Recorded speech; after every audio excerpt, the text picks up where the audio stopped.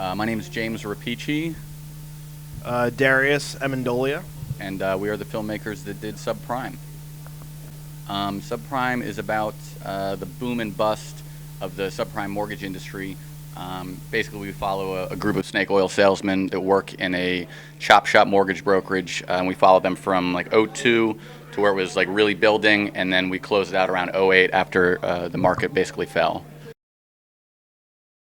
The subprime mortgage broker is a criminal, unqualified and unethical.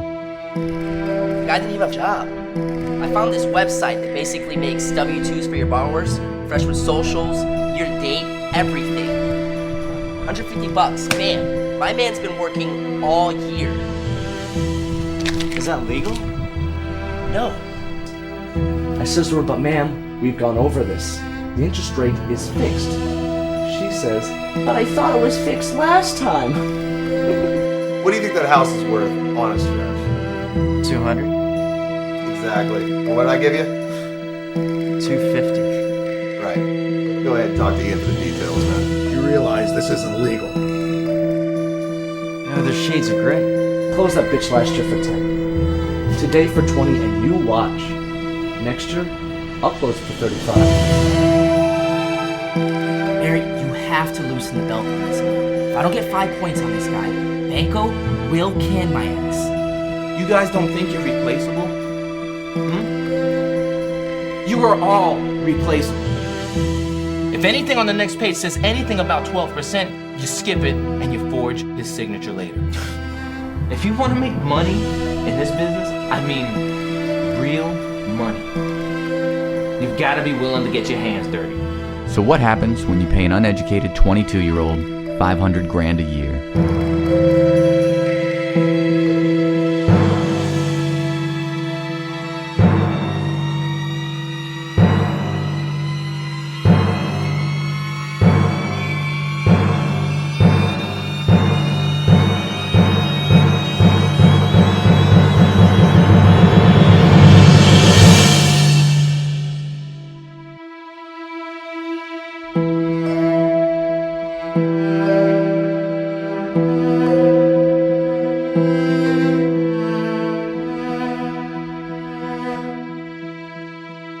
Well, we worked together at a brokerage.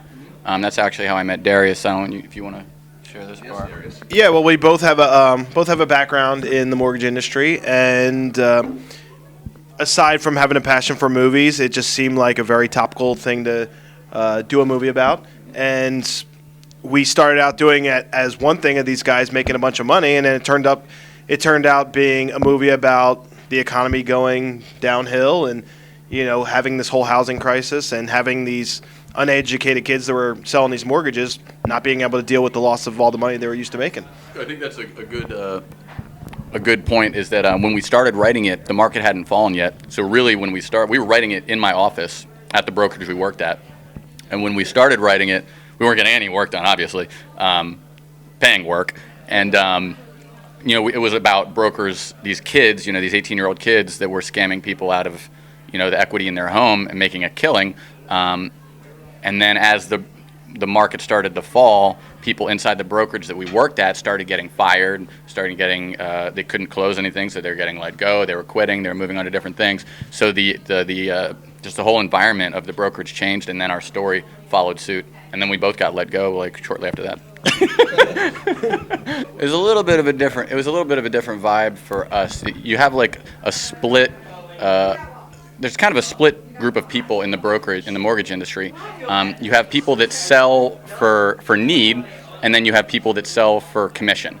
And I went to college, I went to business school. We both worked in banks prior for like several years. So it's like we were grown-ups, you know, we had ethics training, yeah.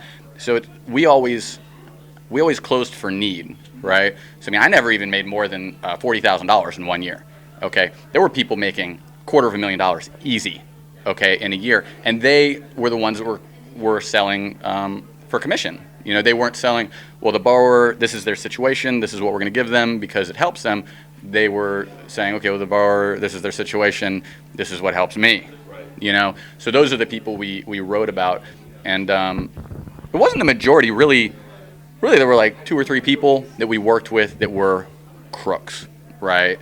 I'm not, obviously no names, and the rest were pretty much good people. So I don't want to throw a blanket statement and say, but yeah. What about? Go ahead. Oh no, I was just going to add on top of that. It's obviously that small minority of people that really give the whole industry a bad name, and at the same time, when people are losing their homes, everyone looks for a person to blame, and this is a very big part of it. And when you get to see the film, you get to see an accurate representation of how like the extreme of the worst of the worst were behaving in this environment, capitalizing on it, making tons of money at the same time without any regard to anyone else. And now we're all sort of living with this economic fallout because of the housing crisis. I had been writing screenplays for about 10 years. So well before I was in finance, I was writing. And I lived in LA for a couple of years, so I was friends with filmmakers. So I wasn't foreign to the environment, I guess. And then when I moved back to Florida, I met Darius. I had already done some things in writing, and Darius and I have similar tastes in music and film. So it was like, I think it was June of 2007. I was announced as a finalist in the Page International Screenwriting Competition, and we were all like pumped up about it. I remember that side of the office. And then it was like, man, we should write a movie about the mortgage industry. And then, and Darius and I teamed up, and here we are 4 years later. That was quick. Yeah, and that was quick. No, it was a good partnership because he is more. He was always a little more on the film side. I have a huge passion for film, but I've always been more on the music side, and I have a sort of a technical background. So as far as, in addition to helping with some of the writing on the film, I added all the scoring as well, and a lot of the on-set sound and working with the production and actually trying to get the movie, just handling more the technical aspect where he was more of the creative side with the actual filmmaking. And it was a nice collaboration, good partnership. Yeah, between the two of us, we had pretty much all our bases covered because I had film friends. I had a cinematographer that came in from New York. That was a friend of mine from, I was friends for a long time, so he came in to shoot it. And then all the sound people, he put on the table. And so it was like together we built a full team, really. We were each handling every job on the set. So I purposely scheduled the easiest stuff, just so we could kind of figure it out as we went. Because, no experience. So the first day was, it was just Ken and Vaughn. It was pretty easy. I think the first day that I really felt like, wow, we're making a film was we had rented this old laundromat out and turned it into a brokerage, right? So Completely gutted it. Yeah, so we have, we created this brokerage out of this empty building, and then there's a scene outside where we have, a Porsche and this piece of shit car to kind of show the parallel of no money and money. And we just had this massive team there, and it's like, I didn't even know half of these people. They were just helping us. There's a Porsche. We got this office, and it was like, I just remember standing there thinking to myself, holy shit, we're making a movie, I think that was, for me, the first time it was like, wow, this is real.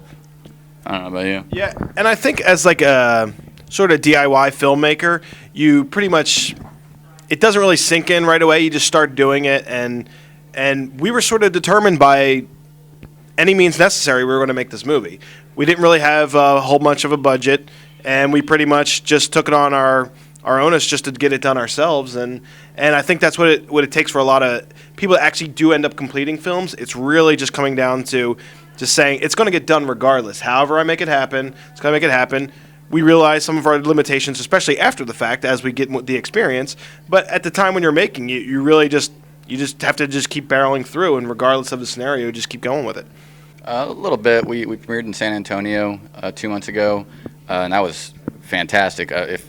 Especially for FilmSnobbery, I know a lot of indie filmmakers watch this, and we've entered a fair amount of fests, and it's like when you don't know what to enter, you're just throwing stuff against the wall. And I can't encourage you enough to enter San Antonio Film Festival. They had so many first-time filmmakers.